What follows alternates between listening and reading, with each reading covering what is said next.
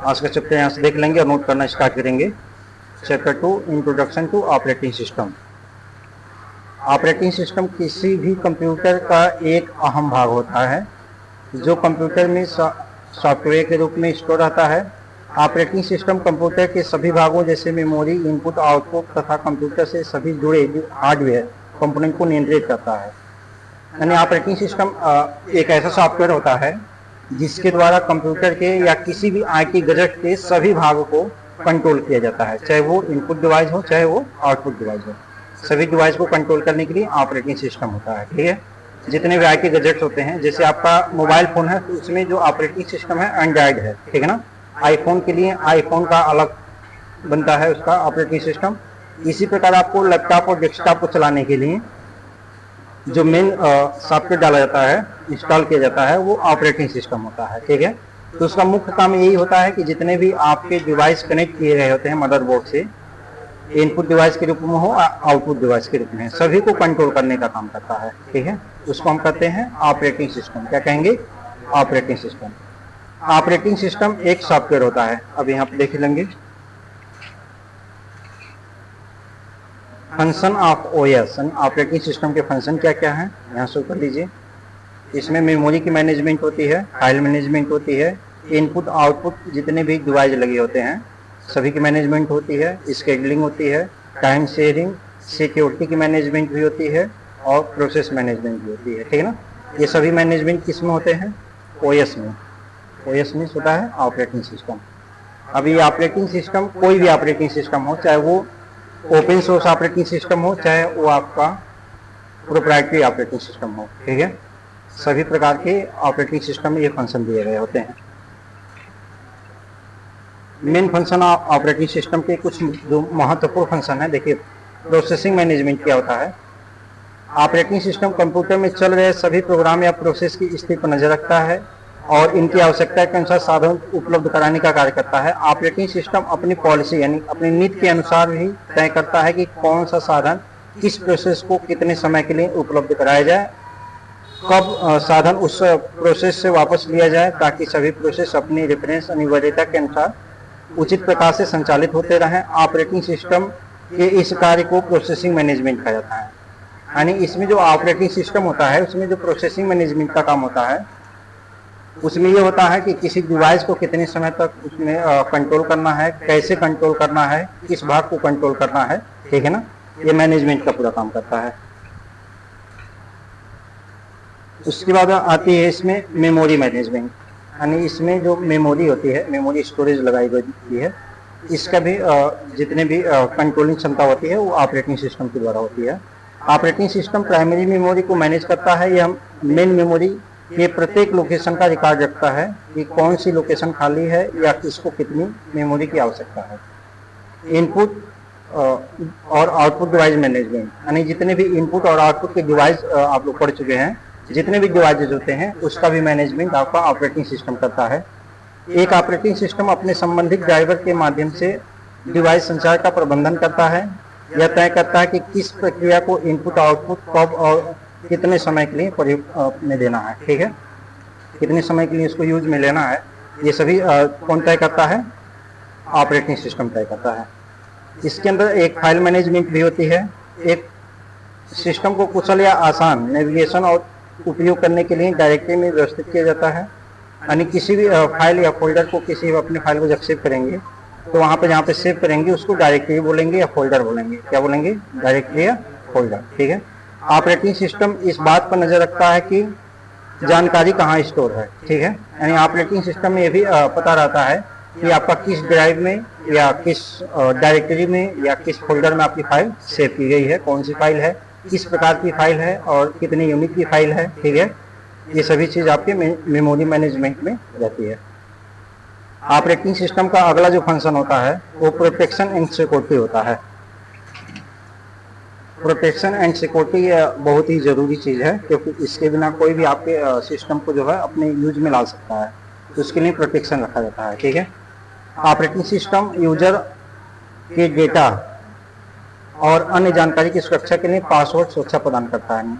Operating system क्या प्रदान करता है? पासवर्ड। पासवर्ड लगाने के बाद कोई भी यूजर अपने सिस्टम को प्रोटेक्ट कर सकता है, लॉक कर सकता है, ताकि कोई भी दूसरा यूजर उसके सिस्टम ऑपरेटिंग सिस्टम से कोई डेटा कोई छेड़छाड़ ना करने पाए। यह प्रोग्राम और यूजर डाटा को अनधिकृत पहुंच को भी रोकता है, मतलब जो दूसरे यूजर होंगे जो इस पासवर्ड को नहीं जानेंगे उसको यूज करने से इसको रोकता है। पॉपुलर ऑपरेटिंग सिस्टम है, जैसे यहाँ पे विंडोज है, एंड्रॉयड है, उसके बाद है मैनिटोस है, यूनिक्स है, लाइनक्स है। ये जो आपके ऑपरेटिंग सिस्टम देख रहे हैं ये दोनों ओपन सोर्स हैं। क्या है? ओपन सोर्स, ठीक है, ओपन सोर्स ऑपरेटिंग सिस्टम है। और ये आपका विंडोज जो है प्रोप्राइटरी ऑपरेटिंग सिस्टम है, ठीक है, यानी इसको चलाने के लिए जैसे आप यहाँ पे देख रहे हैं जो विंडोज दिखाई दे रहा है यहाँ पे, ये चीज आपका प्रोप्राइटरी है। क्या है? प्रोप्राइटरी। जैसे यहाँ पे जो विंडोज दिखाई दे रहा है ये सब प्रोप्राइटरी है, ठीक है। Windows developed by Microsoft corporation, यानी यहाँ पे कुछ विंडोज दिखाए गए हैं जो माइक्रोसॉफ्ट कॉर्पोरेशन द्वारा कैसे कैसे किस समय में डेवलप किए गए थे, ठीक है। यहाँ पे आपका वर्जन दिया गया है, यहाँ पर रिलीज डेट दिया गया है, यानी कौन सा वर्जन किस डेट में रिलीज किया गया था, ठीक है। जो सर्वप्रथम आपका माइक्रोसॉफ्ट विंडोज बनाया था उसका नाम, वर्जन का नाम था आपका 1.01, ठीक है। ये रिलीज किया गया था 20 नवंबर 1985 को। इसके बाद इसमें कुछ अपडेट करके विंडोज 3.1 के नाम से लॉन्च किया गया। यह अप्रैल 1992 में लॉन्च हुआ। उसके बाद विंडोज एनटी यानी नेव टेक्निकल फाइल सिस्टम से ला गया, इसको 3.1 में एनटी जोड़ दिया गया। ये 27 जुलाई 1993 में ला गया। इसके बाद एक विंडो आया विंडोज 95, ये 24 अगस्त 1995 में आया। विंडोज 98 25 जून 1998 में। विंडोज 2000 17 फरवरी 2000 को आया।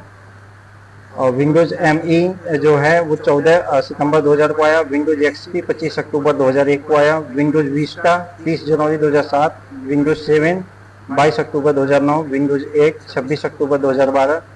विंडोज 8.1 18 अक्टूबर 2013। विंडोज 10 29 जुलाई 2015। इसके अलावा आज के समय में भी आपका विंडोज 11 के आगे भी जो वर्जन अपडेट किए गए हैं उसकी भी आप सर्च कर लेंगे, ठीक है। तो ये इसमें क्वेश्चन पूछता है कि विंडोज जो है माइक्रोसॉफ्ट का जो विंडोज है, विंडोज जैसे आपसे कोई क्वेश्चन उठा लिया कि विंडोज एक्सपी कब बनाया गया था, ठीक ना। तो विंडोज एक्सपी आपका जो है 20 नवंबर 1985 किया। सबसे पहले विंडोज कौन सा वर्जन चला था? 1.0.1, ठीक है ना। 1.01 करके भी जो विंडोज था यह 20 नवंबर 1985 को लॉन्च किया गया था, ठीक है। तो ये जितने भी विंडोज देख रहे हैं विंडोज GUI होते हैं। क्या होते हैं? GUI यानी ग्राफिकल यूजर इंटरफेस, ठीक है। और ये इजी टू यूज होते हैं यूजर इंटरफेस, ठीक है।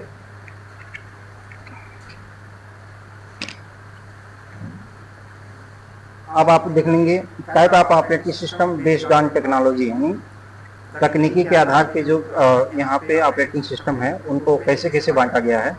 तो जो विंडोज के आधार पे हैं, देखिए यहाँ पे सबसे पहले बांटा गया है इसको सिंगल यूजर ऑपरेटिंग सिस्टम, ठीक है ना।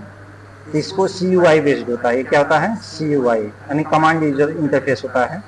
यानी आप जो ऑपरेटिंग सिस्टम एक बार में कंप्यूटर पे एक ही यूजर को कार्य करने की अनुमति देता है उसे सिंगल यूजर ऑपरेटिंग सिस्टम कहा जाता है, समझ गए। यानी ऐसा कंप्यूटर में ऐसा ऑपरेटिंग सिस्टम सॉफ्टवेयर होगा जो कि एक बार में एक ही यूजर को अनुमति देगा, मतलब एक ही बार में एक ही यूजर उसको यूज कर सकता है। उसको हम कहते हैं सिंगल यूजर ऑपरेटिंग सिस्टम। इसके एग्जाम्पल हैं MS-DOS, Microsoft desktop operating system और विंडोज, ठीक है। जो विंडोज होते हैं ये CUI होते हैं। क्या होते हैं? CUI। और कुछ विंडोज आपका GUI पे भी होते हैं। क्या होते हैं? GUI ग्राफिकल यूजर इंटरफेस पे। तो ये CUI में जो होते हैं जो सिंगल यूजर आएंगे, नहीं CUI में जो सिंगल यूजर आएंगे उसमें एक ही यूजर एक बार में प्रयोग कर पाएंगे, ठीक है। जैसे माइक्रोसॉफ्ट डेस्कटॉप ऑपरेटिंग सिस्टम में केवल एक ही यूजर जो है उसको यूज कर पाएगा। अगला था मल्टी यूजर ऑपरेटिंग सिस्टम, इसको हम कहते हैं GUI। एक मल्टी यूजर ऑपरेटिंग सिस्टम एक ही कंप्यूटर पे कई यूजर एक साथ कार्य करने की सुविधा देता है। एक कंप्यूटर पे एक ही साथ कई यूजर कार्य करेंगे उसको हम कहेंगे मल्टी यूजर ऑपरेटिंग सिस्टम। क्या कहेंगे? Multi user operating system. प्रत्येक यूजर को कंप्यूटर से जुड़ा एक टर्मिनल दे दिया जाता है। एग्जाम्पल में जैसे यूनिक्स और लाइनक्स। इसमें जैसे यूनिक्स जो विंडोज ऑपरेटिंग सिस्टम है इसमें हर व्यक्ति को एक एक टर्मिनल दे दिया जाता है, यानी टास्क दे दिया जाएगा काम करने के लिए, ठीक है। और उस टर्मिनल पर लोग अपना अपना काम करेंगे, लेकिन वो सभी काम आपका एक ही जो विंडोज हो ऑपरेटिंग सिस्टम होगा उस पर काम होगा।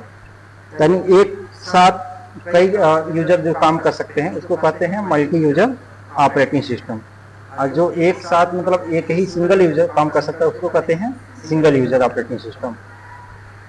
इसके बाद देखिए टास्किंग के आधार पर यहाँ पर बांटा गया है, यानी मल्टीटास्किंग ऑपरेटिंग सिस्टम। मल्टीटास्किंग क्या होता है, देखिए मल्टीटास्किंग यानी एक साथ जितने भी टास्क होते हैं, जितने भी वर्क, टास्क मतलब वर्क, ठीक है ना, एक साथ जितने भी काम होते हैं उस सभी काम को अलग अलग तरीके से आप एक ही साथ कर सकते हैं, ठीक है, उसको कहते हैं मल्टीटास्किंग ऑपरेटिंग सिस्टम। जो ऑपरेटिंग सिस्टम एक बार में कई टास्क एग्जीक्यूट कर सकता है उसे मल्टीटास्किंग ऑपरेटिंग सिस्टम कहा जाता है। आजकल के operating system multitasking operating system है। आजकल के जो नए वर्जन के ऑपरेटिंग सिस्टम चल रहे हैं वो सभी ऑपरेटिंग सिस्टम आपके मल्टीटास्किंग ऑपरेटिंग सिस्टम है, ठीक है, जैसे विंडोज, यूनिक्स और लाइनक्स, ठीक है। विंडोज में भी एक साथ मल्टीटास्क ओपन करके काम किया जा सकता है, यूनिक्स में भी और लाइनक्स में भी आप इसका मल्टीटास्किंग का यूज कर सकते हैं। अगला जो ऑपरेटिंग सिस्टम है वो है आपका रियल टाइम ऑपरेटिंग सिस्टम।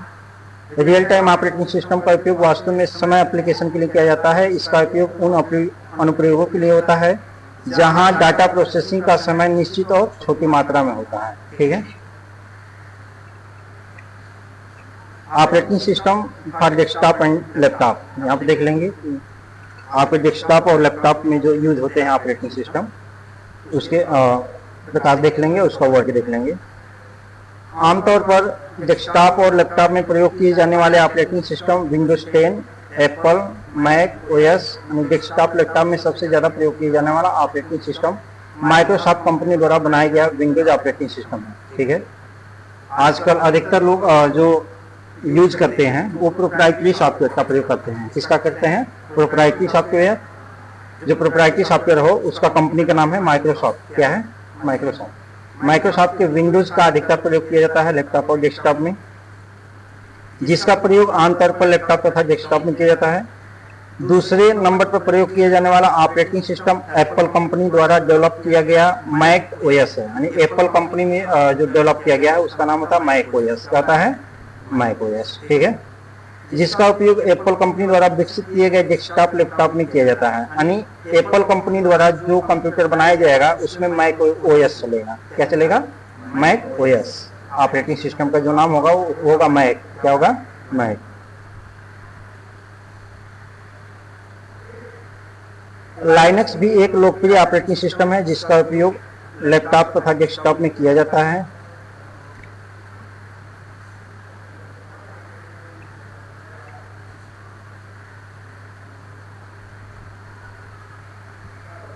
इसकी एक खास विशेषता है कि ये ओपन सोर्स ऑपरेटिंग सिस्टम है। यानी यहाँ पे देख लेंगे, यहाँ पे अच्छी बात कही गई है कि ओपन सोर्स सॉफ्टवेयर है। कौन सा ओपन सोर्स सॉफ्टवेयर है, कौन सा है, लाइनक्स। लाइनक्स और यूनिक्स, उबंटू, ये सब जितने भी आपके ऑपरेटिंग सिस्टम हैं ये ओपन सोर्स के ऑपरेटिंग सिस्टम होते हैं, ठीक है।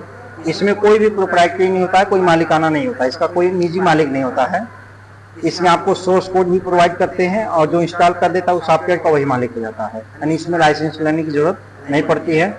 खास बात ये होती है कि इसमें अपने सॉफ्टवेयर को अपने अनुकूल बना सकते हैं, उसमें डेवलप करके, ठीक है, कोडिंग करके उसको हम अपने अनुकूल बना करके चला सकते हैं, जो कि बिल्कुल फ्री है। लाइनक्स ऑपरेटिंग सिस्टम के विभिन्न वर्जन उपलब्ध हैं जो काफ़ी लोकप्रिय हैं। वर्तमान में डेस्कटॉप तथा लैपटॉप में प्रयोग किए जाने वाले ऑपरेटिंग सिस्टम GUI यानी ग्राफिकल यूजर इंटरफेस पर आधारित हैं। यानी आज के समय में जो ऑपरेटिंग सिस्टम अधिकतर लैपटॉप और कंप्यूटर में चलाए जा रहे हैं वो अधिकतर GUI बेस्ड हैं। क्या है, GUI बेस्ड यानी ग्राफिकल यूजर इंटरफेस के आधार पर बनाए गए हैं, जिसमें विंडोज ऑपरेटिंग सिस्टम सबसे लोकप्रिय है। जिसमें सबसे लोकप्रिय क्या है, विंडोज ऑपरेटिंग सिस्टम। ये इसलिए लोकप्रिय है, ये कंपनी जो है चलाने का तरीका आपका आसान बना देती है। जो फीचर होते हैं सामने दिखते हैं, ठीक है, और इसमें जो काम होता है वो मल्टीटास्किंग का है, ठीक है, दिखने में भी अच्छा दिखाई देता है और आपके सिस्टम में अच्छी तरीके से सब कोई इजी टू यूज करके चला लेता है, ठीक है ना। यानी इसको इजी टू यूज बनाया गया है ताकि हर एक व्यक्ति को चलाने में आसान हो, इसलिए ये जो सॉफ्टवेयर है आपका लोकप्रिय माना जाता है। Operating system for mobile phone and tablet, mobile phone और टैबलेट में भी आपका ऑपरेटिंग सिस्टम का प्रयोग करते हैं। जैसे लाइनक्स या विंडोज ऑपरेटिंग सिस्टम आपके डेस्कटॉप और कंप्यूटर को कंट्रोल करते हैं, यानी आपके डेस्कटॉप और कंप्यूटर को कौन कंट्रोल करते हैं, लाइनक्स हो या विंडोज हो, ठीक है ना, ये दोनों जो ऑपरेटिंग सिस्टम में करते हैं। उसी तरह एक मोबाइल या टैबलेट को ऑपरेटिंग सिस्टम मोबाइल फोन और टैबलेट को नियंत्रित करता है। एक मोबाइल चलाने वाले सभी एप्लीकेशन को चलाता है, उन्हें कंट्रोल करता है, जैसे यूजर द्वारा दिए गए input, output, email, text messaging, ये सभी का काम जो है मोबाइल का जो ऑपरेटिंग सिस्टम होता है वो करता है, ठीक है। Some important mobile and tablet operating system है, देखिए यहाँ पर दिया गया है। मोबाइल में आपका यूज होने वाला जो ऑपरेटिंग सिस्टम है एंड्रॉइड ऑपरेटिंग सिस्टम है, ठीक है। क्या होता है, एंड्रॉइड ऑपरेटिंग सिस्टम। उसके बाद होता है iOS operating system, blackberry operating system और कै ऑपरेटिंग सिस्टम, ठीक है ना। और जो एप्पल में यूज किए जाते हैं, एप्पल के लिए आपका एप्पल का ही ऑपरेटिंग सिस्टम यूज किया जाता है, ठीक है।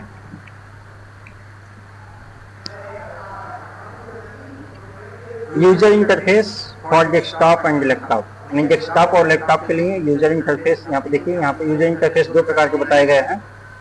GUI यानी इसको कहते हैं character user interface, CUI graphical user interface. Character मतलब टाइप करना, टेक्स्ट मैटर, ठीक है ना, ये इसके आधार पर होते हैं। जैसे CUI इंटरफेस में यूजर द्वारा कंप्यूटर को दिए जाने वाले सभी इंस्ट्रक्शन चिन्हों या शब्दों के रूप में टाइप करके दिए जाते हैं। क्या करके दिए जाते हैं, टाइप, यानी टाइप आपका टेक्स्ट के रूप में होगा। कैसे होगा, टेक्स्ट अक्षर के रूप में होगा, जैसे MS-DOS और यूनिक्स। यानी कंप्यूटर से कोई काम कराने के लिए जो हम इंस्ट्रक्शन देंगे, जो कमांड देंगे, वो टेक्स्ट के रूप में देंगे। किसके रूप में देंगे, टेक्स्ट के। तो जो टेक्स्ट के रूप में देते हैं वो आपका जो ऑपरेटिंग सिस्टम होता है CUI होता है। क्या होता है, CUI यानी कैरेक्टर यूजर इंटरफेस। GUI देख लीजिए, ग्राफिकल यूजर इंटरफेस।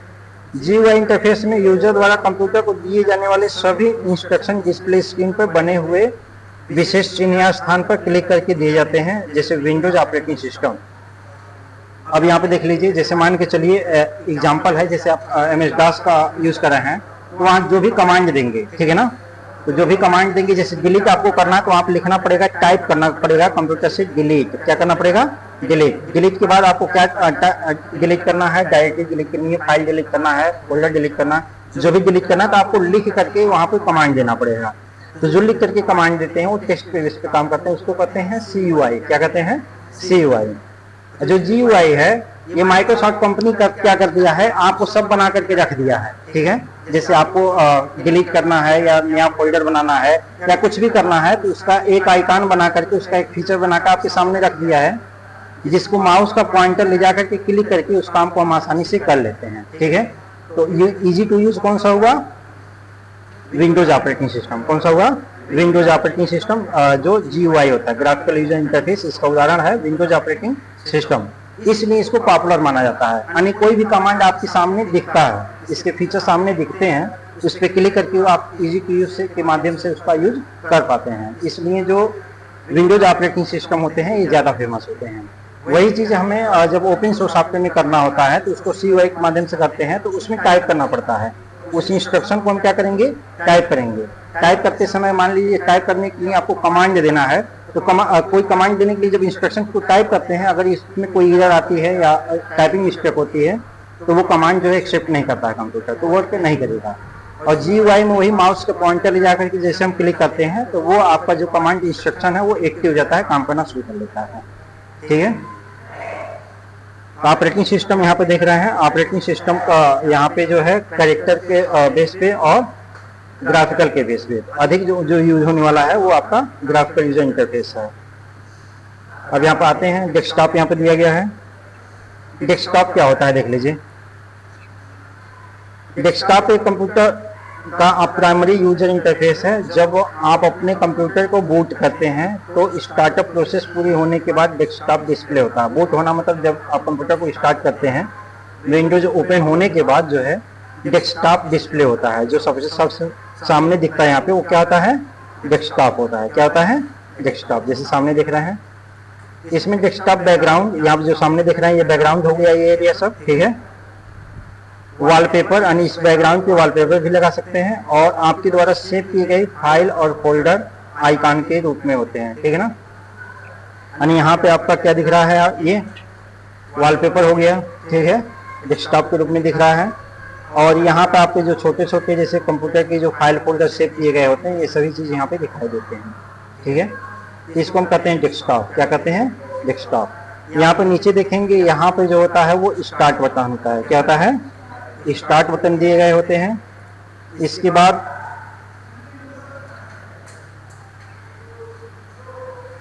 यहाँ पे जो देख रहे हैं ये आपका जो है कार्टना होता है, फाइल एक्सप्लोरर होता है। यहाँ पे एक टास्क बार दिया गया होता है, राइट साइड में आपका यहाँ पे घड़ी दी गई होती है डेट टाइम देखने के लिए। कुछ आइकॉन भी दिए गए होते हैं, यहाँ पे नेट कनेक्शन के लिए आइकॉन होते हैं। ये सभी चीज़ आपके डेस्कटॉप पर दिखते हैं। कहाँ दिखते हैं, डेस्कटॉप। यानी कंप्यूटर के ओपन होने के बाद जो फाइल खुलती है उसको हम डेस्कटॉप कहते हैं। क्या कहते हैं, डेस्कटॉप। यानी होम पेज को ही डेस्कटॉप कहेंगे। एक ऑपरेटिंग सिस्टम को स्टार्ट होने के बाद बूट होने की प्रक्रिया को कंप्लीट होने से लेकर के और उसके कंप्लीट स्टार्ट होने के बाद जो सामने दिखाई देता है इंटरफेस, वो आपका डेस्कटॉप होता है। क्या होता है, डेस्कटॉप।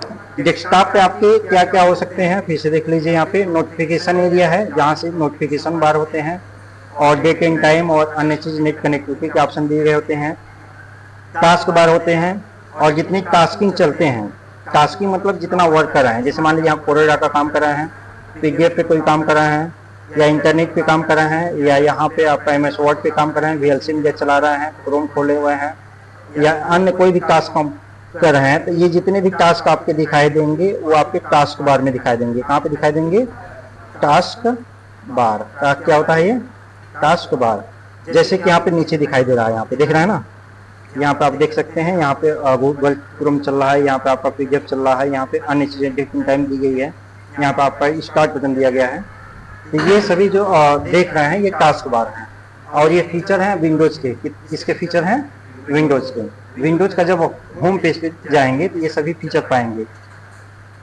इसके अलावा यहाँ पे देखेंगे ये होता है आपका डेस्कटॉप का एरिया, जिसमें आप वॉलपेपर वगैरह सेट कर सकते हैं, और जितने भी डेस्कटॉप पे फाइल या फोल्डर होते हैं उसके आइकॉन के रूप में यहाँ पे दिखाई देते हैं। जैसे यहाँ पे मेन जो सिस्टम का जो आइकॉन होता है माई पीसी, वो यहाँ पे दिखाई दे रहा है, रिसाइकिल बिन भी दिखाई दे रहा है, और आपके द्वारा भी जो कंप्यूटर में सेव किए जाएंगे डेस्कटॉप की फाइल है वो भी यहीं पे दिखेंगी, ठीक है। ये सभी फीचर होते हैं विंडोज ऑपरेटिंग सिस्टम के। किसके होते हैं, Windows operating system.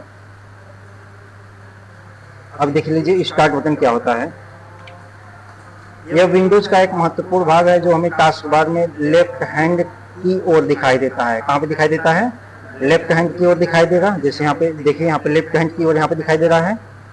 Start button को प्रेस करने से कुछ मेनू लिस्ट ओपन होती है। जैसे इस पे क्लिक करेंगे, यहाँ क्लिक कर रहे हैं तो कुछ मेनू लिस्ट ओपन हो रही है, जिसे हम स्टार्ट मेनू कहते हैं। इनकी बनावट विंडो वर्जन और मैन्युफैक्चरिंग के द्वारा अलग अलग हो सकती है। यानी इसकी जो बनावट होती है वो जो है मैन्युफैक्चरिंग के द्वारा अलग अलग होती है। यानी जो वर्जन तैयार किए गए हैं अलग अलग वर्जन, उसमें अलग अलग प्रकार की स्टार्ट बटन दिखाई देगी, ठीक है। उसके फीचर भी दिखाई देंगे।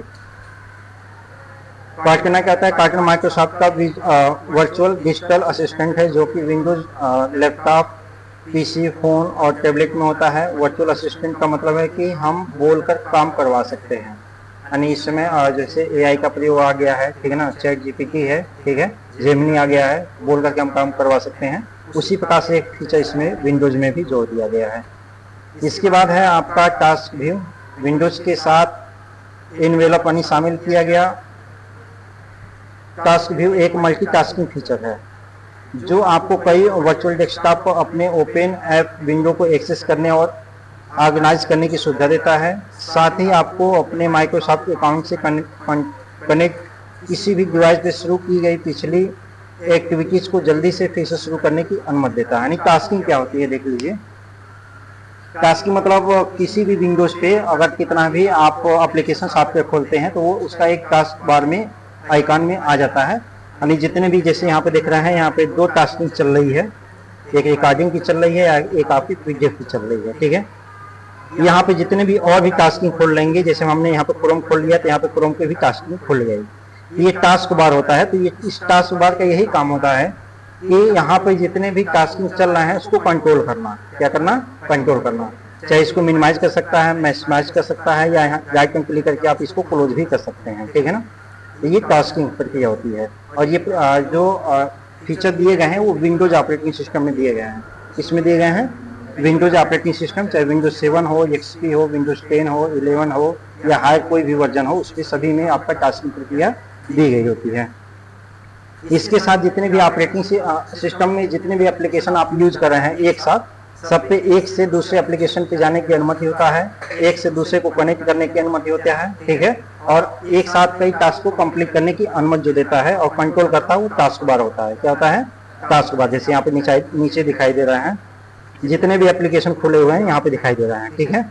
यहाँ से लेकर के यहाँ से जितने भी आपके एरिया देख रहे हैं इसको टास्क बार कहते हैं। क्या कहते हैं? Task bar. तो टास्किंग का काम यही होता है कि आपके सिस्टम में जितने भी एप्लीकेशन रन कर रहे हैं वहाँ टास्क बार में वहाँ पे उसके आइकन उपलब्ध रहेंगे, और टास्क बार पे जाने के बाद उस एप्लीकेशन को मिनिमाइज, मैक्सिमाइज या क्लोज भी कर सकते हैं, कंट्रोल कर सकते हैं पूरी तरह। इसके बाद है एक्शन सेंटर। एक्शन सेंटर एक अधिसूचना केंद्र है जिसकी मदद से हम अपने कंप्यूटर में कई प्रकार के हो रहे समस्याओं को फाइंड कर सकते हैं। कंप्यूटर के अंतर्गत होने वाली समस्या को नोटिफिकेशन के जरिए टास्क बार में इंक्लूड करता है। यानी यहाँ पे एक नोटिफिकेशन एरिया दी गई होती है, यहाँ पे देख रहे हैं कोने पे मैसेज है, ठीक है। तो यहाँ पे अगर आपके कुछ दिखाई देता है या कुछ नोटिफिकेशन आता है तो हम वहाँ से कंट्रोल कर सकते हैं। जैसे यहाँ पे जो देख रहे हैं ये आपका नोटिफिकेशन एरिया होता है यहाँ पे, ठीक है। नोटिफिकेशन इसमें दिखाई देगा, तो ऑपरेटिंग सिस्टम में जो भी नोटिफिकेशन आएगा हम वहाँ से देख सकते हैं कि ये किस प्रकार का नोटिफिकेशन आया हुआ है।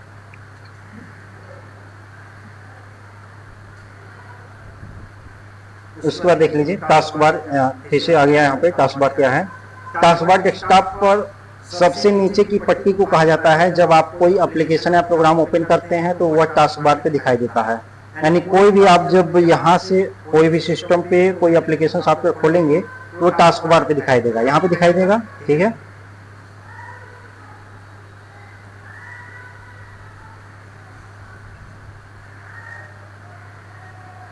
इस तरह आप टास्क बार को देखकर पता लगा सकते हैं कि प्रेजेंट टाइम में आपके कंप्यूटर पे कितने और कौन कौन से एप्लीकेशन रन हो रहे हैं। यानी आपके कंप्यूटर में जितने भी प्रोग्राम चल रहे हैं, एक साथ जितने भी टास्क चल रहे हैं, ये सभी टास्क का पता लगाने के लिए यहाँ पे देख सकते हैं कि आपके कंप्यूटर में कौन कौन से प्रोग्राम इस समय चल रहे हैं। इसका पता लगाने का काम कौन करता है? टास्क बार से कर सकते हैं। टास्क बार में उसको कंट्रोल भी कर सकते हैं। टास्क बार हमें चल रहे प्रोग्राम पर इमीडिएटली पहुंचने की सुविधा प्रदान करता है। यानी टास्क बार से हम क्या कर सकते हैं? चाहे जहां एक एप्लीकेशन से दूसरे एप्लीकेशन पे पहुंच सकते हैं। जैसे हम यहाँ पे पहुंच गए क्रोम में, यहाँ पे पहुंच गए हम रिकॉर्डिंग पे, और यहाँ पे पहुंच गए अपने पीडीएफ पे, ठीक है। टास्क बार पर लेफ्ट साइड में स्टार्ट मेनू और राइट साइड में नोटिफिकेशन एरिया होता है। यानी हमेशा देखिए लेफ्ट साइड में क्या होगा? स्टार्ट। यानी विंडोज के किसी भी विंडोज में देखेंगे हमेशा लेफ्ट साइड में नीचे की तरफ जो होता है वो स्टार्ट होता है। क्या होता है? स्टार्ट मेनू दिए गए होते हैं। और राइट साइड में नोटिफिकेशन एरिया होता है। इसके बीच में जो होते हैं, जैसे यहाँ पे सर्च का ऑप्शन दे दिया गया, यहाँ डेट एंड टाइम का ऑप्शन दे दिया गया, यहाँ स्पीकर को कंट्रोल कर सकते हैं, यहाँ नेटवर्किंग सिस्टम को कंट्रोल कर सकते हैं, और यहाँ पे जो आप डॉट दिखाई दे रहा है यहाँ पे क्लिक करके अन्य भी ऑप्शन खुलते हैं जहाँ से आप अन्य चीज़ को भी कंट्रोल कर सकते हैं। जैसे यहाँ पे हमने क्लिक किया और यहाँ पे अलग अलग चीज़ें दिखाई दे रही है, ठीक है। यहाँ से हम अन्य चीज़ को भी कंट्रोल कर सकते हैं, और जितने भी आपके एप्लीकेशन रन हो रहे होते हैं वो यहाँ पे दिखाई देते हैं, ठीक है। यहाँ से आप उस एप्लीकेशन को क्लोज भी कर सकते हैं, मिनिमाइज भी कर सकते हैं, मैक्सिमाइज भी कर सकते हैं, ठीक है। ये सभी काम होता है टास्क बार का। किसका काम होता है? टास्क बार का। यानी जो ये नीचे पट्टी के रूप में दिखाई दे रहा है इसको हम टास्क बार कहते हैं। अब देख लीजिए आइकॉन और एंड शॉर्टकट। आइकॉन और शॉर्टकट क्या होते हैं? आइकॉन एक प्रकार का ग्राफिक्स ऑब्जेक्ट है। आइकॉन क्या है आपका? ग्राफिक्स ऑब्जेक्ट है जो आपके कंप्यूटर में किसी भी फाइल, फोल्डर या प्रोग्राम को दर्शाता है। जो आपके कंप्यूटर में किसी भी फाइल हो या फोल्डर हो उसको क्या करता है? वो दर्शाता है। आइकॉन विभिन्न प्रकार के होते हैं, system icon, shortcut icon, program icon. इसके अलावा आपके फाइल आइकॉन भी होते हैं, ठीक है ना, एक्सटेंशन आइकॉन भी होते हैं, ठीक है, अन्य आइकॉन भी होते हैं। देखिए तो सिस्टम आइकॉन क्या होता है? अन्य आइकॉन किसे कहते हैं? जो जैसे आप कंप्यूटर को स्टार्ट करते हैं, स्टार्ट करने के बाद आपके डेस्कटॉप पे देखेंगे छोटे छोटे रूप में जो ग्राफिक्स दिखते हैं उसी को आइकॉन कहते हैं। क्या कहते हैं? आइकॉन। जैसे यहाँ पे देख सकते हैं, यहाँ पे है, ये भी आपका माई पीसी जो लिखा हुआ है ये भी आइकॉन है, यहाँ पे भी एक आइकॉन है, ठीक है ना। ये जितने भी आइकॉन दिखाई दे रहे हैं, इसका कहीं ना कहीं आपका फाइल स्टोरेज होती है, उसका कुछ ना कुछ वर्क होता है, ठीक है। जिसमें देख लीजिए पहला आइकॉन के बारे में बताया गया है, system icon.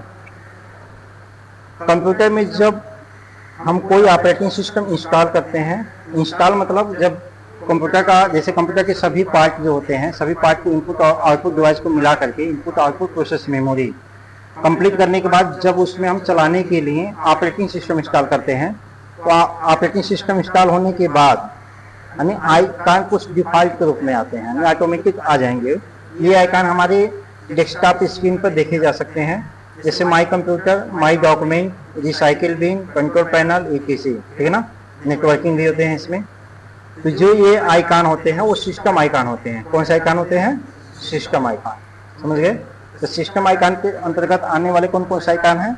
My computer, my document, recycle bin, control panel, एक नेटवर्किंग सिस्टम भी आता है, ठीक है ना। ये क्वेश्चन पूछे जाते हैं कि जो दिस पीसी का जो आइकॉन होता है वो किस प्रकार का आइकॉन है? तो कौन सा आइकॉन है? वो सिस्टम आइकॉन है। कौन सा आइकॉन है? सिस्टम आइकॉन है। और सिस्टम आइकॉन कहाँ पे प्रदर्शित होते हैं? डेस्कटॉप पे। कहाँ पे प्रदर्शित होंगे? डेस्कटॉप पे होंगे। जैसे आपका यहाँ पे दिखाई दे रहा है, दो आइकॉन का यहाँ पे चित्र दिया गया है, दिस पीसी यानी माई कंप्यूटर के, और उसके बाद होता है रिसाइकिल बिन, ठीक है ना। ये क्या करता है? पूरे सिस्टम में आपकी कौन सी फाइल कहाँ पे है यहाँ से निकाली जा सकती है उसकी लोकेशन, और एक दूसरे फाइल को एक दूसरे जगह ट्रांसफर भी कर सकते हैं। और कंप्यूटर में जितनी भी डिलीट की गई फाइल होती हैं वो रिसाइकिल बिन में होती हैं। कहाँ पे होती हैं? रिसाइकिल बिन में, ठीक है। रिसाइकिल बिन क्या होता है जिसके बारे में भी पढ़ लेंगे। शॉर्टकट आइकॉन देख लीजिए।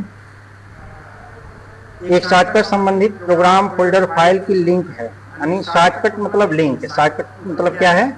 लिंक है। वो लिंक किसका हो सकता है? प्रोग्राम का हो सकता है, फोल्डर का हो सकता है, और फाइल का हो सकता है। इस सभी के लिंक को हम कहते हैं शॉर्टकट। क्या कहते हैं? शॉर्टकट, ठीक है ना। जैसे एग्जाम्पल के रूप में यहाँ पे देख रहे हैं, यहाँ पे एक फोल्डर है और यहाँ पे एक शॉर्टकट है, शॉर्टकट लिखा हुआ है ना। ये शॉर्टकट जो लिंक होते हैं उसमें ऐसे एक एरो बना होगा। क्या बना होगा? एरो। देखिए यहाँ पे एक एरो दिखाई दे रहा है ना, तो जिस भी आइकॉन पे एरो दिखे वो शॉर्टकट है, इसकी ये पहचान होती है, ठीक है। जैसे यहाँ पे आपका लिखा गया है न्यू फोल्डर, ठीक है ना, यहाँ पे कोई एरो नहीं है तो ये आपका एक आइकॉन माना जाएगा। और यहाँ पे लिखा गया है न्यू फोल्डर शॉर्टकट, तो इस शॉर्टकट में यहाँ पे शॉर्टकट लग गया है, यहाँ पे इसको शॉर्टकट माना जाएगा।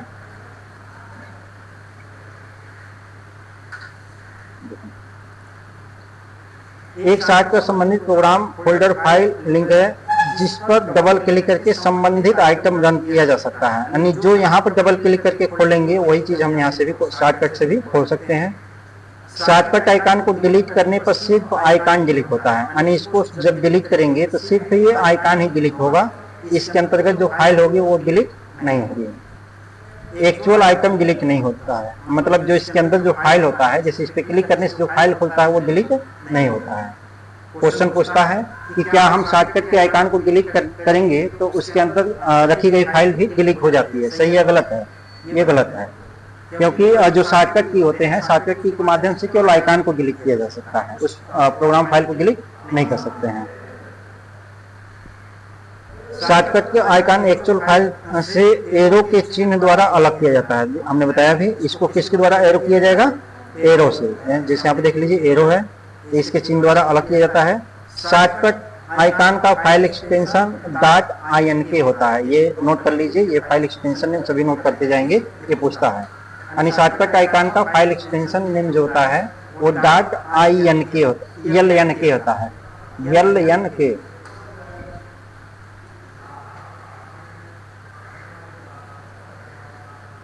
ये समझ में आ गया? जो आइकॉन होंगे वहां पे क्या लगा होगा? एरो लगा होगा। जहां भी एरो लगा होगा आइकॉन पे हम समझ जाएंगे वो शॉर्टकट है। अब देखिए प्रोग्राम आइकॉन क्या होते हैं।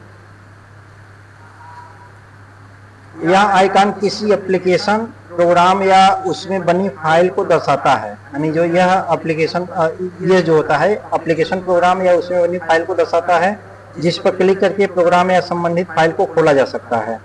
यानी जैसे यहाँ पे देखिए जैसे क्रोम है तो यहाँ पे क्रोम का ही चिन्ह रहेगा इस आइकन में, यहाँ पे तो फोल्डर है, ठीक है, इस आइकन पे। लेकिन जो प्रोग्राम आइकन होते हैं, प्रोग्राम मतलब होता है सॉफ्टवेयर, क्या होता है, सॉफ्टवेयर। जैसे मान लीजिए आपका वेब ब्राउजर एक सॉफ्टवेयर है, एप्लीकेशन सॉफ्टवेयर, क्रोम हो गया, VLC मीडिया प्लेयर हो गया, यहाँ पे आपका राइटर हो गया, MS वर्ड हो गया, ये PDF हो गया, कोरलड्रा हो गया, OBS हो गया, समझ रहे हैं ना। यहाँ पे आपकी नोटपैड की फाइल है, ठीक है, यहाँ भी आप स्नैपिंग की फाइल है। यहाँ पे देख सकते हैं सभी जो जितने भी एप्लीकेशन होते हैं उसका स्पेशली अलग उसका एक लोगो होता है, क्या होता है, लोगो। उस लोगो को ही अलग उसी आइकन में दे दिया जाता है। जैसे यहाँ पे देख लेंगे क्रोम का लोगो क्या है, क्रोम की पहचान ये है, ठीक है ना। इसको आप देख करके ही पहचान सकते हैं कि ये VLC मीडिया प्लेयर का सॉफ्टवेयर है। कौन सा सॉफ्टवेयर है, VLC। इस प्रकार यहाँ पे W लिखा हुआ है, मतलब ये आपका माइक्रोसॉफ्ट वर्ड है। यहाँ पे जो देख रहे हैं ये एडोब रीडर है जिसमें हम PDF कर सकते हैं। यहाँ पे कोरलड्रा है, यहाँ पे आपका OBS है, ठीक है ना। यानी जितने प्रोग्राम होते हैं उसकी अलग अपना एक स्पेशली लोगो होता है। तो जो प्रोग्राम आइकन होते हैं इस स्पेशली लोगों को प्रदर्शित करते हैं, ठीक है।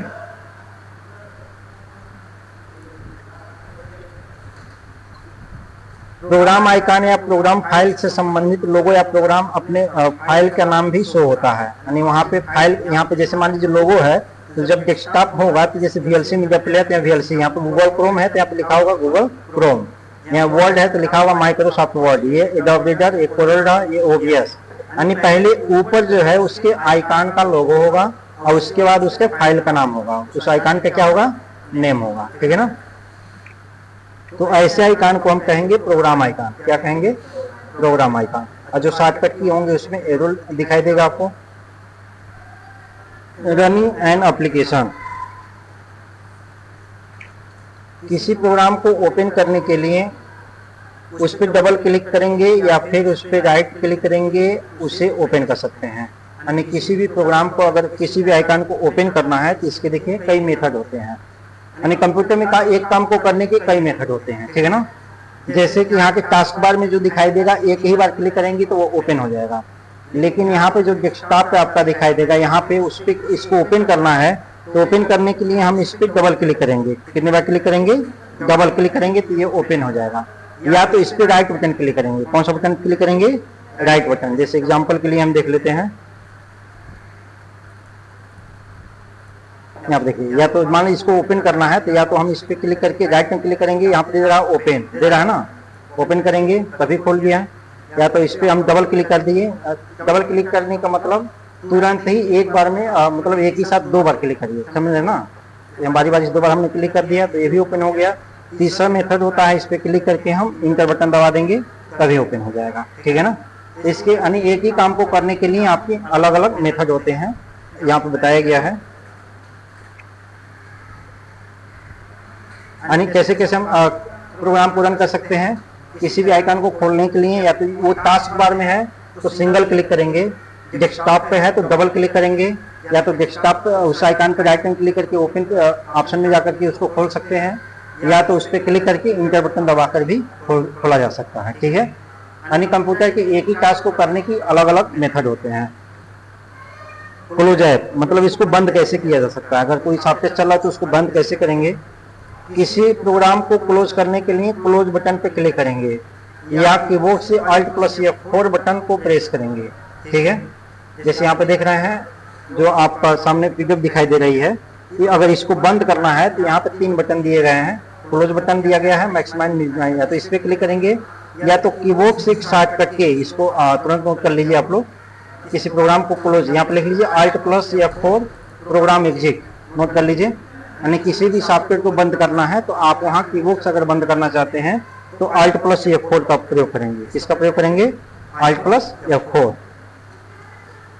अगला है आपका ऑपरेटिंग सिस्टम सिंपल सेटिंग। इसमें ऑपरेटिंग सिस्टम में कुछ साधारण सेटिंग है, इसको देख लेंगे। विंडोज ऑपरेटिंग सिस्टम सेटिंग को बदलने के लिए कंट्रोल पैनल का इस्तेमाल किया जाता है। किसका इस्तेमाल किया जाता है, कंट्रोल पैनल का।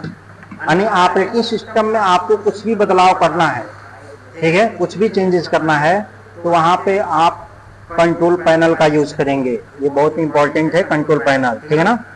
लिख दीजिए computer setting equal control panel, note कर लीजिए।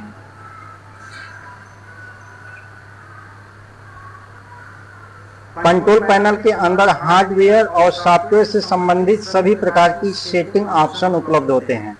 यानी कंप्यूटर के हार्डवेयर और सॉफ्टवेयर की जो सेटिंग होती है वो कंट्रोल पैनल के अंतर्गत होती है, जिनका प्रयोग करके सिस्टम की सेटिंग को अपने अनुकूल बदला जा सकता है। ठीक है ना। यानी जो कंट्रोल पैनल होता है, यहाँ पे इस आइकन पे जाकर के ओपन करने के बाद इस प्रोग्राम में आपके कंप्यूटर के हार्डवेयर और सॉफ्टवेयर, वहां से किस कंप्यूटर के हार्डवेयर को डिसकनेक्ट करना है या कनेक्ट करना है। ठीक है। यह सॉफ्टवेयर को किस सॉफ्टवेयर को इंस्टॉल या अनइंस्टॉल करना है या रिमूव करना है या उसमें अपडेट करना है, ये सभी चीजें आपकी कंट्रोल पैनल से किए जाएंगे।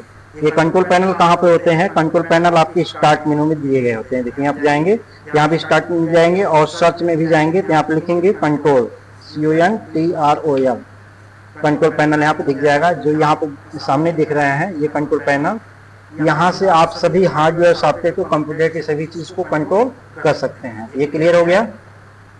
ये ऑप्शन पूछता है कंट्रोल पैनल से, जैसे मान लीजिए किसी एप्लीकेशन सॉफ्टवेयर को डिलीट करना है कंप्यूटर सिस्टम से, तो आप कैसे डिलीट करेंगे? कंट्रोल पैनल में जाकर डिलीट करेंगे। कहाँ से डिलीट करेंगे? कंट्रोल पैनल में जाकर के। ठीक है। यानी किसी हार्डवेयर को कंप्यूटर में कनेक्ट है लेकिन उसको एग्जिट करना है, उसको कंप्यूटर सिस्टम से उसको बाहर करना है, तो ये भी काम हम कंट्रोल पैनल से करेंगे। कहाँ से करेंगे? यानी कंप्यूटर की कोई भी जो सामान्य सेटिंग होती है उसको करने के लिए हम कंट्रोल पैनल का यूज करेंगे। Using mouse and changing its properties, यानी माउस का प्रयोग करना, उसकी प्रॉपर्टीज को चेंज करना। देखिए आप अपने माउस को अपनी सुविधानुसार इसकी सेटिंग में बदलाव करके उसका प्रयोग कर सकते हैं। यानी जो ये माउस दिख रहा है ना, माउस क्या होता है?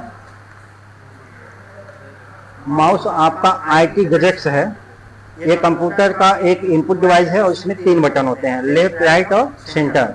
लेफ्ट से हम क्लिक करते हैं, किसी भी जो वहाँ पे इंस्ट्रक्शन प्रोग्राम दिए गए होते हैं उसको ओपन करते हैं, और इसके राइट बटन से जो होता है इसके द्वारा हम वहाँ के ऑप्शन को खोलते हैं, और जो बीच वाला बटन है इसको हम मूव करा करके स्क्रॉल का काम करते हैं। अगर आपकी स्क्रीन पे ऊपर या नीचे जो पेज दिखाई देते हैं वहाँ पे पहुँचने के लिए हम स्क्रॉल का प्रयोग करते हैं।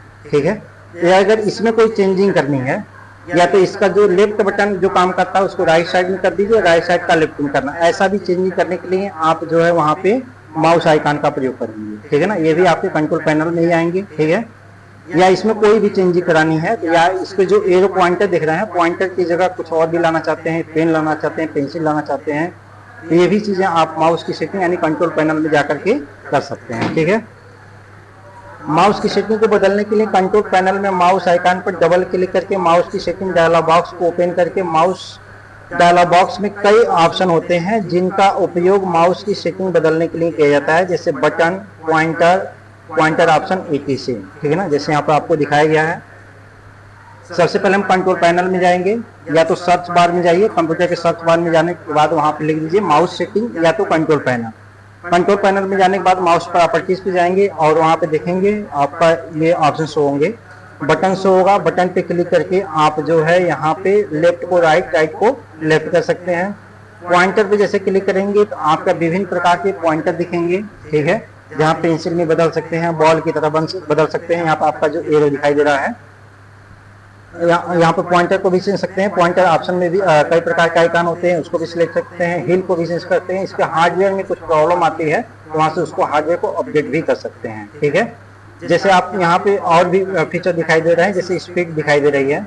यहाँ पे जैसे इस स्पीड इसको दबा करके आप स्लो की तरफ लाएंगे, ये जो माउस है इसको बहुत तेज जब घिसेंगे तो बहुत आराम से जाएगा। ठीक है।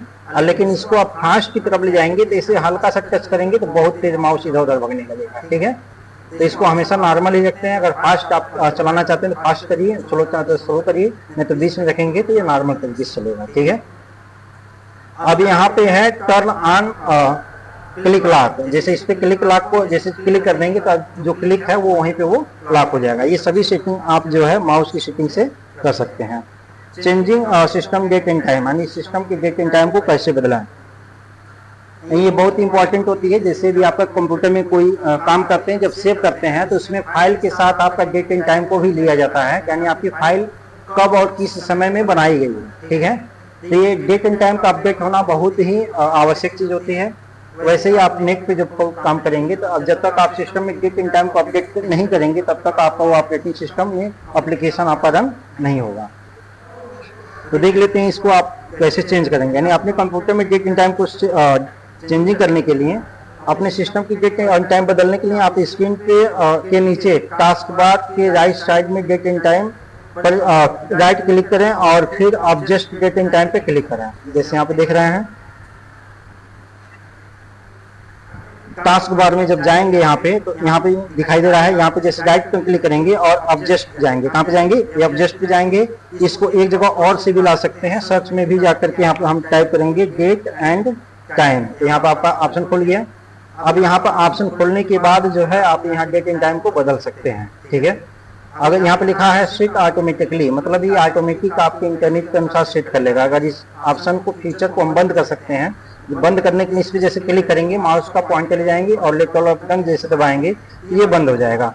अब यहाँ से हम मैनुअली जो है डेट एंड टाइम को बदल सकते हैं। जैसे टाइम जोन होता है, ये विश्व की घड़ियाँ अलग अलग टाइम जोन से चलती हैं, तो जो हमारे यहाँ देश की चलती है वो आपका है UTC प्लस 0.5.30। ठीक है ना, चेन्नई, कोलकाता, मुंबई, न्यू दिल्ली यहाँ से ऑपरेट किया जाता है। तो हम इसको सिलेक्ट करेंगे। इसके बाद हम जाएंगे और जो डेट एंड टाइम है इस पर आप जो है चेंज पे जैसे क्लिक करेंगे। चेंज पर क्लिक करने के बाद जैसे हमने डेट को कर दिया 24 अगस्त को कर दिया, इसको मई कर दिया, 2025 को हमने कर दिया 2026 और चेंज कर दिया। अब देखेंगे डेट यहाँ सिस्टम में डेट आपका चेंज हो गया, यहाँ बता रहा है 24 मई 2026 हो गया है ना। इस प्रकार से आप जो है वहाँ पे टाइम को भी चेंज कर सकते हैं। ठीक है, डेट एंड टाइम को दोनों को आप क्या कर सकते हैं? बदल सकते हैं। लेकिन अगर आप चाहते हैं कि मान के चलिए जो आपका नेट पे जो घड़ी है उसके अनुसार आपका टाइमिंग सेट हो जाए, तो यहाँ पर आपको नेट कनेक्ट करने के बाद इसको सेट ऑटोमेटिकली पे सेट टाइम क्लिक कर देंगे। जैसे क्लिक करेंगे तो ऑटोमेटिकली सेट हो जाएगा। देखिए जैसे हमने क्लिक किया ये ऑटोमेटिकली क्या हो गया? सेट हो गया। अब यहाँ देखिए टाइम क्या बता रहा है? 10:55 23/8/2025। इसको भी जोन को भी जैसे क्लिक करेंगे तो ऑटोमेटिकली जोन को भी ले लेगा। अगर मैनुअली करते हैं तो उसको सिंक करना पड़ेगा। सिंक मतलब होता है उसको एक्टिव कर देना। ठीक है, यहाँ से रीजनल को भी बदल सकते हैं, जैसे आपका जो कंट्री है, कंट्री कहाँ से है, और जो भी चीज़ें हैं, लैंग्वेज को भी बदल सकते हैं, स्पीच को भी बदल सकते हैं। ये सारी सेटिंग आपके डेट एंड टाइम में दी गई होती हैं। कहाँ पे दी गई होती हैं? डेट एंड टाइम में। उसका चेंजिंग डिस्प्ले प्रॉपर्टीज, देखिए डिस्प्ले प्रॉपर्टीज को कैसे बदलें। अपने सिस्टम की डिस्प्ले प्रॉपर्टीज को चेंज करने के लिए डेस्कटॉप पर राइट क्लिक करें और फिर डिस्प्ले सेटिंग पे क्लिक करें। जैसे डिस्प्ले सेटिंग पे क्लिक करेंगे तो आपका यहाँ पे एक फीचर दिखाई देगा सेटिंग का, और इसमें आपका डिस्प्ले दिखाई देगा, साउंड दिखाई देगा, नोटिफिकेशन और अन्य चीज़ें भी दिखाई देगा। जहाँ से आप डिस्प्ले के जाकर के अन्य चीज़ों को भी बदल सकते हैं, इसी कॉन्फ़िगर को भी बदल सकते हैं। जैसे एग्जांपल में देख लीजिए, यहाँ पे राइट पे हमने क्लिक किया और यहाँ पे डिस्प्ले सेटिंग दिखाई दे रहा है। अब ये फीचर आपका खुल गया है। ये ब्राइटनेस को भी यहाँ से कम अधिक कर सकते हैं। जैसे यहाँ पे नाइट पे क्लिक कर देंगे तो ये नाइट की तरह जो है आपका नाइट तक ये कुछ चीज़ें इसमें चेंजिंग हो जाएंगी। और यहाँ पे जो है दिखाई दे रहा है विंडोज HD कलर, यानी इसके कलर को भी आप चेंज कर सकते हैं। कौन सा है आपका? विजुअल लगाया गया है, विजुअल ग्राफिक एडाप्टर लगाया गया है। अन्य जो चीज़ें जैसे change the size text apps and other, जैसे इस पर क्लिक करने के बाद हम 125% लेते हैं तो देखेंगे इसमें कुछ बदलाव आ गए हैं। ठीक है, यानी 125% के व्यू में देखना है कुछ बड़े हो गए हैं। 100% कर रहे हैं तो ये रिकमेंडेड, हम आपके सिस्टम में देखेंगे जो रिकमेंडेड सेटिंग होती है वही मेन होती है। जो रिकमेंडेड सेटिंग होती है वो सिस्टम मेन होती है। अब यहाँ से भी देख लेंगे, आपका जैसे दिखाई दे रहा है रिकमेंडेड आपका दिखाई दे रहा है 1440x900। इस पर क्लिक करेंगे, इसी के अनुसार जैसे सेव चेंज पे क्लिक करेंगे तो ये चेंज हो जाएगा और यहाँ पे आइकन जो है छोटे छोटे दिखाई देने लगेंगे। लेकिन हमको इसको बड़े रूप में देखना है तो हम 1024x768 ले लेते हैं, थोड़ा सा बड़ा हो जाएगा। डिस्प्ले को कैसे करना है? अगर लैंडस्केप है इसको पोर्ट्रेट करेंगे तभी ये थोड़ा सा चेंज हो जाएगा, बदल जाएगा इसका डिस्प्ले। ठीक है, इसी प्रकार आप जो है पोर्ट्रेट भी कर सकते हैं। और यहाँ पे है डिटेक्ट पे क्लिक करेंगे तो इसमें मान के चलिए अन्य भी कोई डिस्प्ले सिस्टम लगाते हैं तो उसको भी इसको डिटेक्ट कर लेगा। यानी यहाँ पे दिखा रहा है मल्टीपल डिस्प्ले, मतलब अलग अलग प्रकार के जो डिस्प्ले होते हैं वो यहाँ से दिखाई देते हैं। एडवांस सेटिंग में जाएंगे तो कुछ एडवांस सेटिंग जितने भी प्रकार के विजुअल यहाँ पे दिखाई देंगे, विजुअल ग्राफिक एडाप्टर जो है वो भी शो हो जाएगा।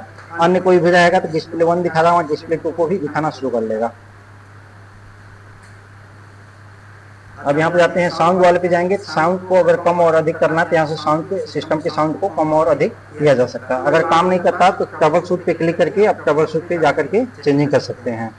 नोटिफिकेशन एक्शन में जाएंगे तो अगर इसको ऑफ कर देते हैं तो यहाँ पे आपको कोई नोटिफिकेशन शो नहीं होगा। अगर ऑन करते हैं तो इतनी प्रकार की नोटिफिकेशन शो होंगे। आप चाहते हैं कि केवल एक नोटिफिकेशन शो हो तो यहाँ क्लिक करके सबको हाइड कर देंगे। यहाँ पे show notification on the lock screen यहाँ पे दिखा रहा है, केवल यही आपका जो है शो होगा।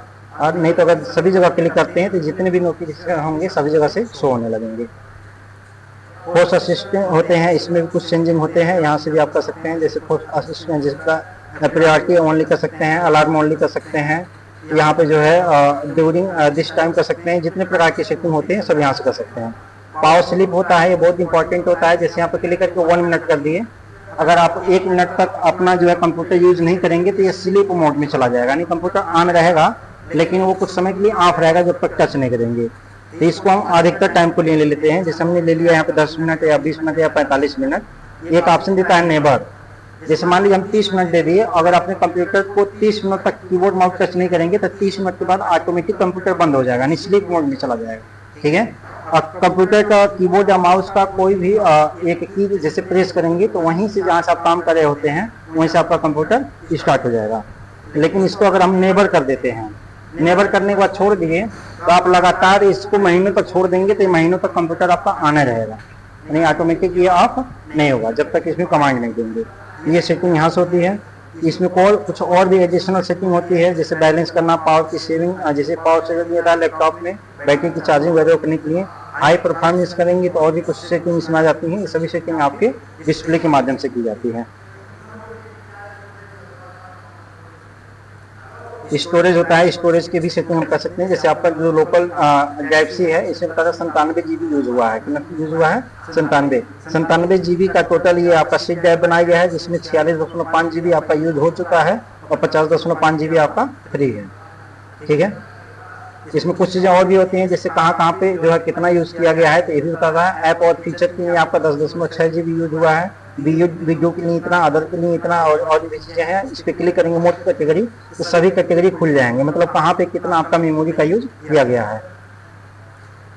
यहाँ पे है टैबलेट की सेटिंग आप कर सकते हैं, मल्टीटास्किंग की सेटिंग करते हैं, प्रोजेक्टर की जैसे मान लीजिए चल रहा है इसका भी सेटिंग कर सकते हैं। अन्य सेटिंग, क्लिपबोर्ड देखिए एक ऑप्शन होता है यानी क्लिपबोर्ड। इस क्लिपबोर्ड को यहाँ पे विंडो प्लस की यानी नोट कर लीजिए सभी लोग, इंपॉर्टेंट क्वेश्चन है। ऑपरेटिंग सिस्टम में नोट करिए तुरंत, ऑपरेटिंग सिस्टम में क्लिपबोर्ड ऑन करने के लिए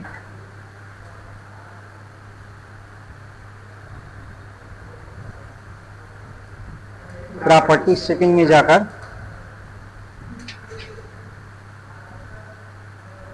क्लिपबोर्ड ऑप्शन से ऑन ऑफ किया जा सकता है। इसका शॉर्टकट लिख लीजिए विंडोज प्लस वी।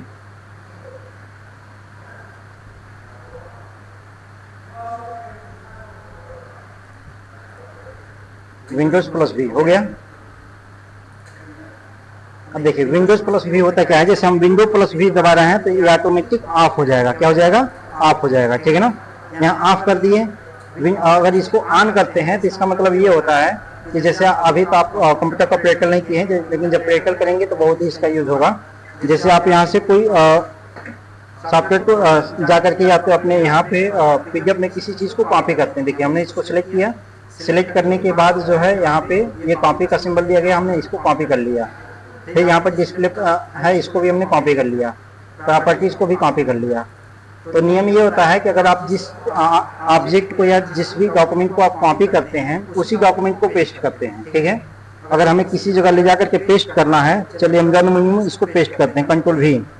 तो लास्ट बार में हमने प्रॉपर्टीज को कॉपी किया था, तो देखिए लास्ट में ये प्रॉपर्टीज नाम से आ गया। चाहिए यहीं पर हम इसको पेस्ट करते हैं, पेस्ट के रूप में यहाँ पे कंट्रोल V दबाते हैं तो क्या पेस्ट हो रहा है? प्रॉपर्टीज हो रहा है ना। अगर मान के चलिए हम डिस्प्ले सेटिंग, ये जो लिखा गया है इसको हम कॉपी करते हैं, सिलेक्ट किए और कॉपी पे क्लिक किए, फिर जाकर के जब हम इसको पेस्ट करते हैं तो यहाँ पे कॉपी क्या किए थे? Display setting. ठीक है ना, ये कॉपी था तो यही पेस्ट हो गया। लेकिन आप चाहते हैं कि हमारी जो है आज पिछली जो कॉपी हुआ था उसको भी हम पेस्ट कर लें, तो इसके लिए आप वहाँ पे विंडो V दबा करके क्लिपबोर्ड को ऑन करते हैं। यानी विंडो भी की सहायता से आप कंप्यूटर की जो क्लिप बोर्ड होते हैं उसको ऑन कर लेते हैं। इसका यूज यहाँ पे होता है, जैसे एग्जांपल में देख लीजिए। इसको हम एक बार में जो है सिस्टम पे क्लिक करके कंट्रोल सी दबाएं, फिर डिस्प्ले पे क्लिक करके कंट्रोल सी दबाएं, फिर चेंज पे क्लिक करके कंट्रोल सी दबाएं, फिर राइट पे क्लिक करके कंट्रोल सी दबाएं, डेस्कटॉप पर क्लिक करके कंट्रोल सी दबाएं।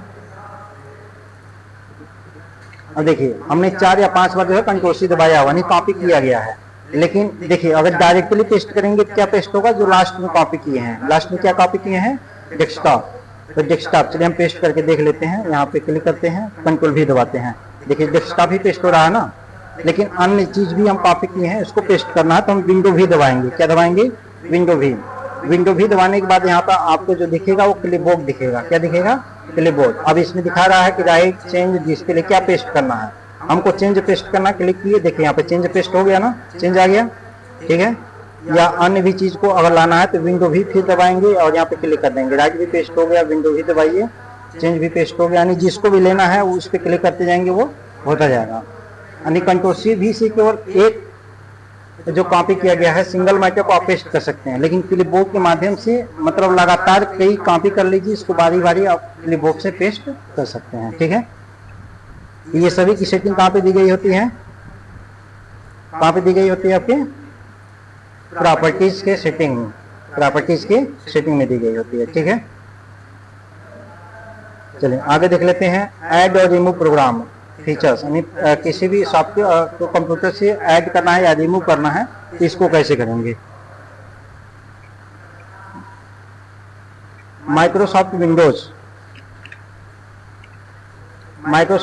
ऑपरेटिंग सिस्टम में ऐड या रिमूव प्रोग्राम को एक ऐसी सुविधा, यानी ऐड या रिमूव प्रोग्राम एक ऐसी सुविधा है जो यूजर को अपने कंप्यूटर पर इंस्टॉल किए गए सॉफ्टवेयर को अनइंस्टॉल और मैनेज करने की सुविधा मिलती है। यानी जो आपके कंप्यूटर पे जो इंस्टॉल किया गया है उसके जो सॉफ्टवेयर हैं उसको अनइंस्टॉल करना है या इंस्टॉल करना है या अपडेट करना है, ये सभी सुविधा दी गई होती है।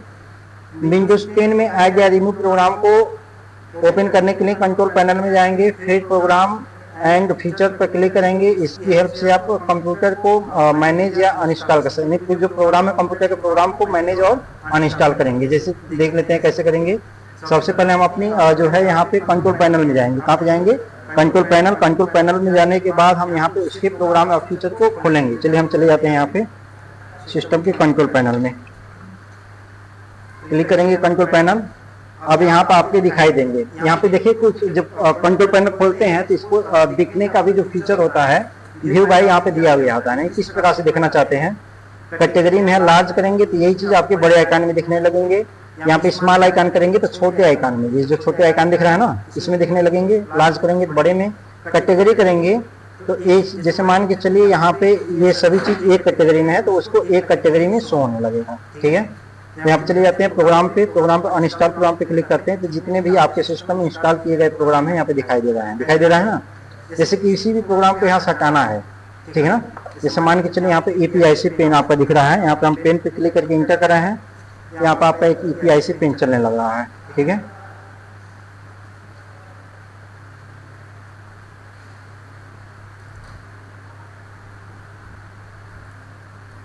यहाँ पे ये पेन चल रहा है, ठीक है। अगर इसको हमको अपने कंप्यूटर से हटा देना है, क्या करना है, कंप्यूटर से हटा देना है, ठीक है ना, ताकि क्लिक करने के बाद वो जो है खुले ना। इसके लिए हम क्या करेंगे, इस पर क्लिक करेंगे। जब EPIC पेन है इस पर हमने क्लिक किया और अनइंस्टॉल कर दिया। क्या कर दिया, अनइंस्टॉल करके यस करेंगे। अब यहाँ पे देखेंगे EPIC पेन दिख रहा है, फिर इसको जैसे हम यस करेंगे तो ऑटोमेटिक ये यहाँ पे लिख रहा है अनइंस्टॉलिंग, और यहाँ पे लिखिए EPIC pen was successfully removed from your computer, यानी आपके कंप्यूटर से हटा दिया गया है। ओके करेंगे। अब चेक करेंगे यहाँ पे EPIC पेन नहीं है, यानी वो काम भी नहीं करेगा। आप स्टार्ट पे जाएंगे तो वहाँ पे दिखेगा भी नहीं, ठीक है ना। यानी किसी भी कंप्यूटर के प्रोग्राम को हटाना तो हम वहाँ पे जाकर के कंट्रोल पैनल का यूज करेंगे। किसका यूज करेंगे, कंट्रोल पैनल, ठीक है ना। चलिए यहाँ तक करेंगे। बाकी अगला जो हेडिंग होगा आपका नोट कर लीजिए, adding removing and sharing printer, यानी प्रिंटर को कैसे हम ऐड कर सकते हैं, रिमूव कर सकते हैं, उसको दूसरी जगह शेयर कैसे कर सकते हैं।